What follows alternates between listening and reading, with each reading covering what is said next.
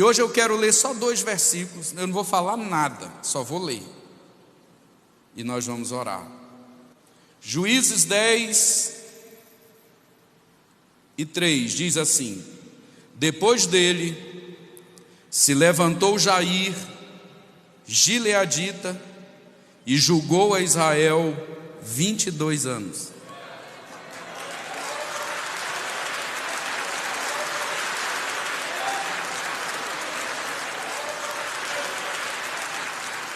E o segundo versículo que eu quero ler, Eclesiastes 10:2. O coração do sábio se inclina para a direita, mas o coração do tolo se inclina para a esquerda.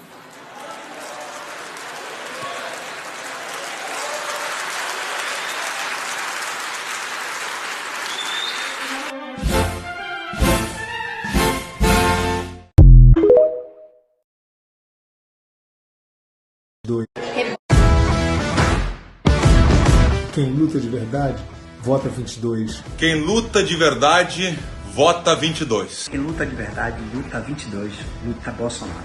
Quem luta de verdade, vota 22. Quem luta de verdade, vota 22. Quem luta de verdade, vota 22. Quem luta de verdade, vota 22. Quem luta de verdade, vota 22. Quem luta de verdade, vota 22 Bolsonaro. Quem luta de verdade, vota com 22. E quem luta de verdade, vota 22, vota Bolsonaro. Quem luta de verdade, vota 22, vota Bolsonaro. Quem luta de verdade, vota 22. Quem luta de verdade, vota 22. Quem luta de verdade, vota 22. Quem luta de verdade, vota 22. Quem luta de verdade, vota 22, vota Bolsonaro. Quem luta de verdade, vota 22, vota Bolsonaro. Quem luta de verdade, vota 22. Quem luta de verdade, vota 22, Bolsonaro. Quem luta de verdade, vota 22, vota Bolsonaro. Quem luta de verdade, vota 22, vota Bolsonaro.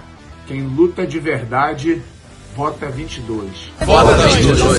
Deve ter ouvido o ministro Luiz Roberto Barroso do STF dizer que eleição não se vence, se toma.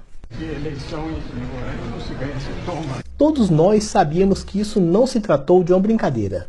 Era uma confissão. Mas passamos muito tempo olhando para o lado errado, preocupado com as urnas eletrônicas, imaginando que seria por aí que eles iriam tomar as eleições.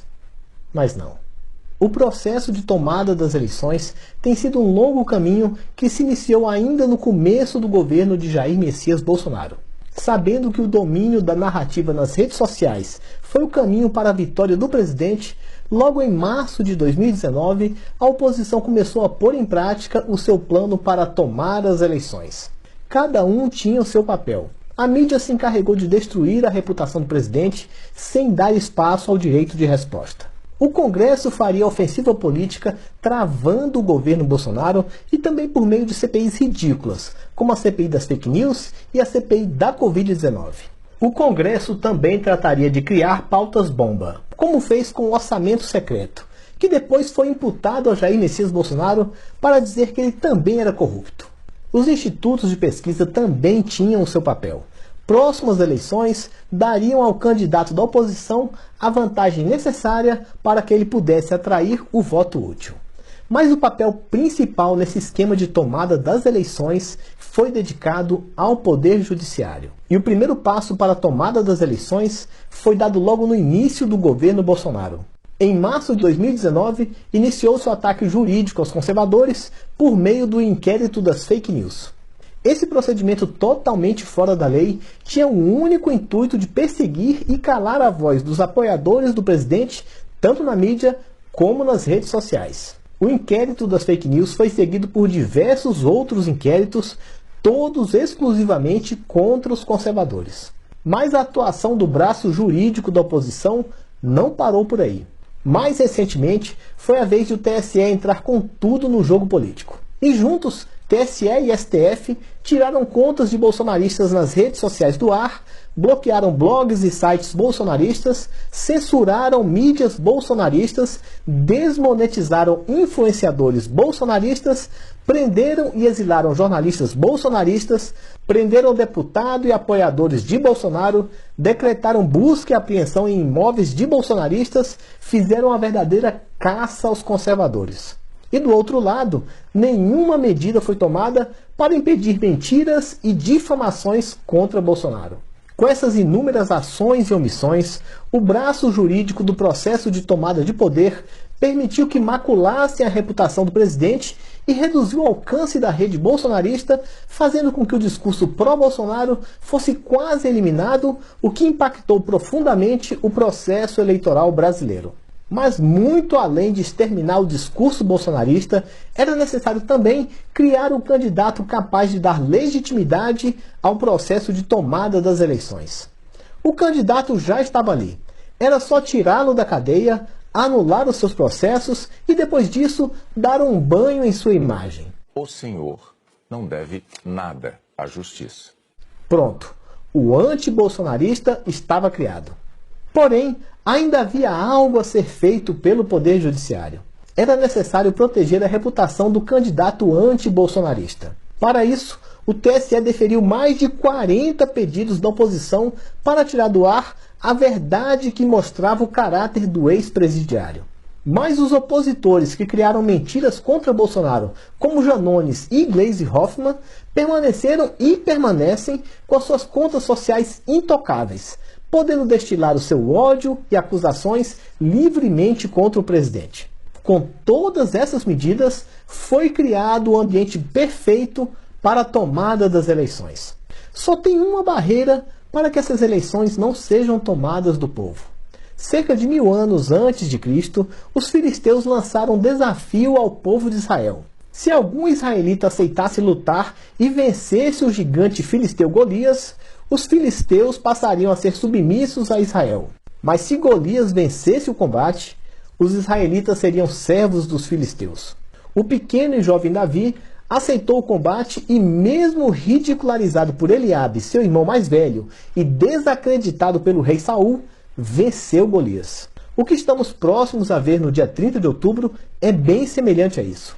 Desacreditado por uns e ridicularizado por outros, o Davi da modernidade, o presidente Jair Messias Bolsonaro, mesmo com suas poucas armas, irá lutar contra o gigante Golias e irá vencer a batalha.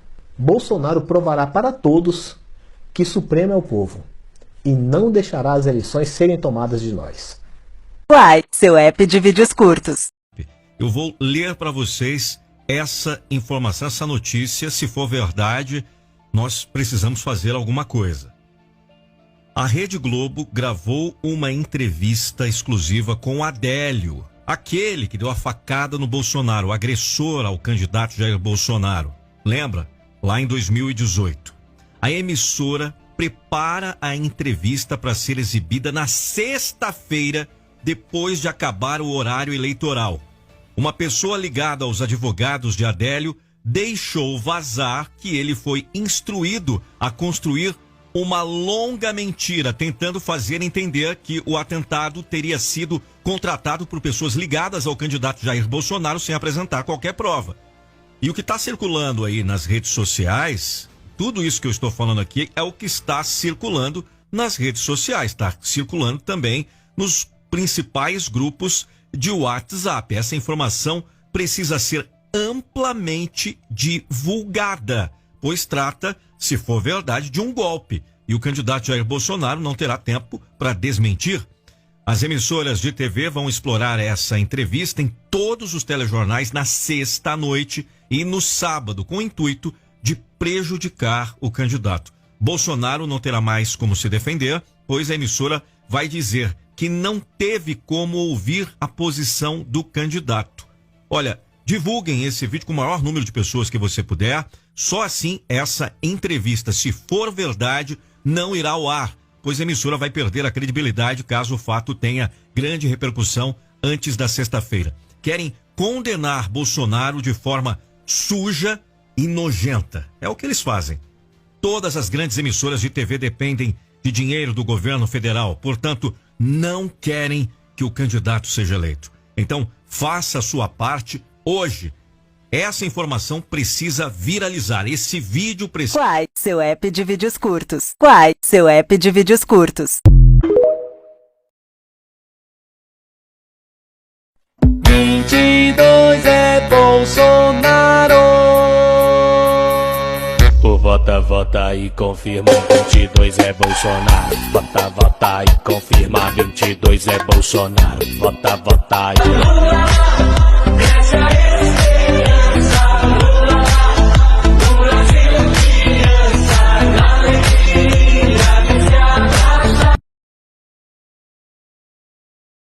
Eu acho que a Dilma foi vítima do Congresso Nacional.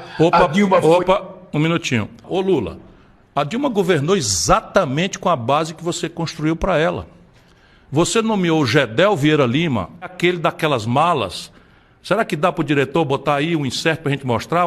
51 milhões de reais. Pois bem, Lula, nomeou o Gedel, ministro da Integração Nacional, o cargo que eu ocupei. A Dilma nomeou o mesmo Gedel vice-presidente da Caixa Econômica Federal. E agora todo mundo tem que esquecer, ok, você cometeu um erro, está se desdizendo, está pedindo desculpa. Não, Lula, você está com a mesma gente agora de novo. Nós vamos agora aceitar essa contradição de novo. Eu estou perguntando se o futuro do Brasil vai repetir o passado.